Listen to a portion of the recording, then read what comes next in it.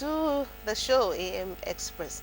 Today's show is about the Nigerian youth. We celebrate our youths. We want to talk about them. And before the interview, we saw the youth corpers there and the wonderful work they were doing. We also have another set of youths in the house. This time there are three, just like the corpers. And they're doing so well for Nigeria. And seated closest to me is Deborah Adeboyeh. You are a friend of the house. Thank you for coming again on AM Express. And of course, seated next to her is Uwaoma. Thank you too for coming on AM Express. And of course, Tunde Balogun. TB, thank you too for coming on AM Express. You're welcome. Okay, I said earlier that the focus today is on the Nigerian youth. As we speak, most of the Nigerian youths are on holidays. Some are back in school in some parts of the Federation, and most of them are at home. What do you think the Nigerian youth should be doing at a time like this when they're on holidays, Deborah? Well, in my own perspective, I think time is of great essence in life, and it's often said that if you lose money, if you waste money, you lose a part of the money, or you're out of money. But if you waste your time, you lose an essential part of your life. So I think it's of good essence that young people make good use of their time on during holidays. Now, how do they go about these things?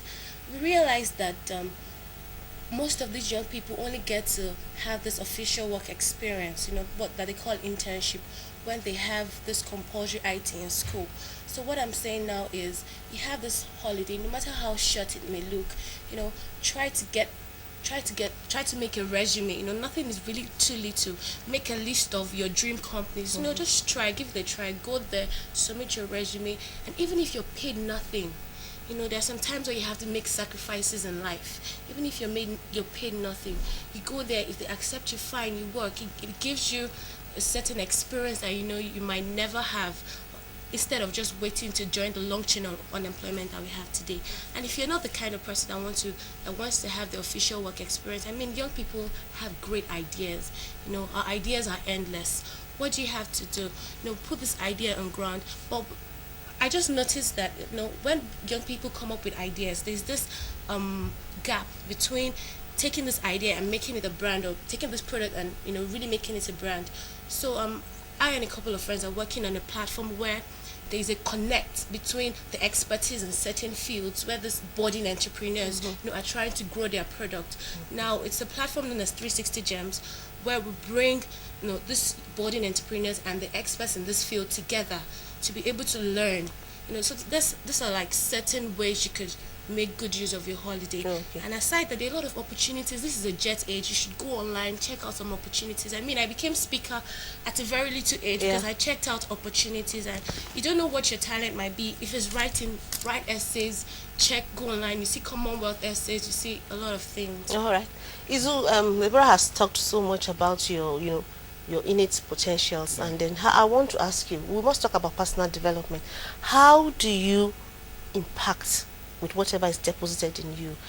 How can you be productive with some of these innate abilities that are inherent in you? Yeah, it's entirely, I'd say it bluntly, and it all depends on the person. It's very innate, like you said. So you need to go deep within yourself to find these things.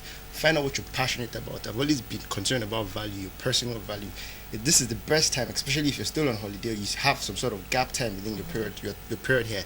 It makes a lot of sense at this point for you to be able to find what you're passionate about, and there's setting signposts you need to know. You need to find one thing that you do effortlessly, that it's probably hard for some other person to do, but it's very easy for you to do it. There's always that signpost. There's always something that you do naturally, that even if you were not paid for, you will still do it. It's very fundamental. Everybody has that thing. So like you said, maybe there's a need to have a list of things that you think that you do easily for some people, for yourself, and then for other people it's very hard to.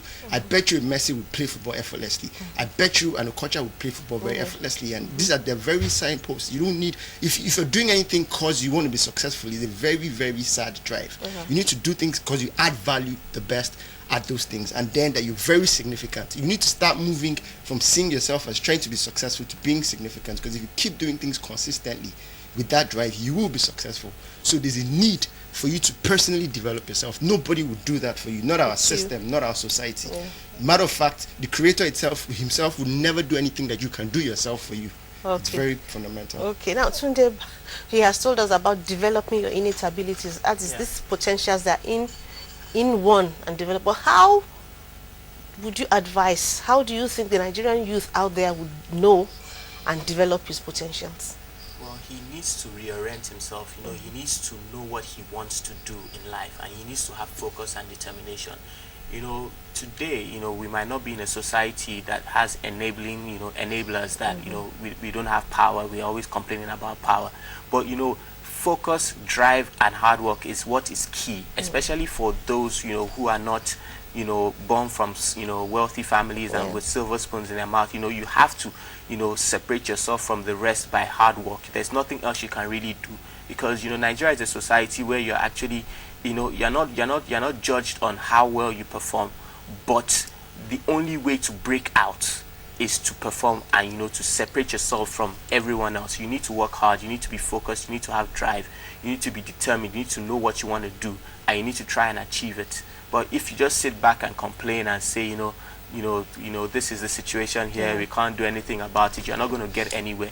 We need to start building up the culture. We need to start changing what's going on and what everyone is saying about the country. You need to actually put in your own effort. Stack up your hours and do what you want to do. That way you won't have any issues. Okay. I was going to talk about the divide between the rich and the poor. I'm talking about the haves and the haves not. How do you think the Nigerian child should balance this amongst themselves? I mean the youths now. It's still the same thing. You need to work hard, because those with silver spoons, their parents are, people that can put them in places.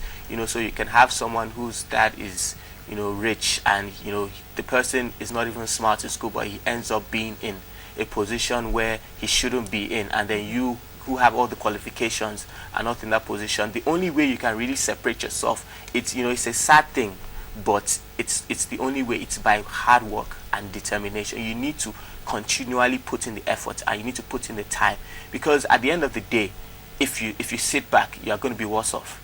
So you actually have to say, this is what has to be done, and we have to keep on working hard. So that's the only way you can really separate yourself, and the only way you can actually try and bridge the gap.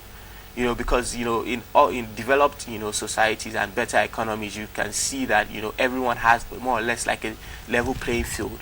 But in Nigeria, that's not the case because of the situation. But then you can't sit back again and say, oh, this is the situation, we're going to rest on our laurels. You have to actually keep on going on, and that's the way you can bridge that gap. Thank you very much. I've learned so much from talking with you, and I'm sure your friends out there and the youths out there watching to have learned a lot. You've told us there, focus, drive, and hard work. Those are the key to being successful in whatever you're doing. I'm sure you have also learned something new, something very exciting from these three young Nigerians. They've told us the need to be focused, the need to continue to be steadfast, the need for you to be hardworking. And with these three keys, hey, you're on your way to being a very successful Nigerian. Thank you again, Deborah Adeboyeh, for coming on the show. Thank you, Eizu. Uwaoma, thank you very much for coming. And of course, Tunde Balogun, thank you too for coming. You're impacting your generation already. And I can only say, hey, you guys are on your way to, who knows, maybe the president is right here with us. Okay, that's our show. We thank you very much for watching. And on behalf of all of us who has made this show a success, we say thank you very much for being a part of the show. Don't forget to join us same time tomorrow, 6:30 bright and early, for another super edition of your super breakfast show, AM Express. My name is Mudukwe Olaoluwa. On behalf of all of us, Fatima, Saratu, Blessing, and Lizzie from Abuja, we say thank you again and enjoy the rest of the day. Bye-bye now.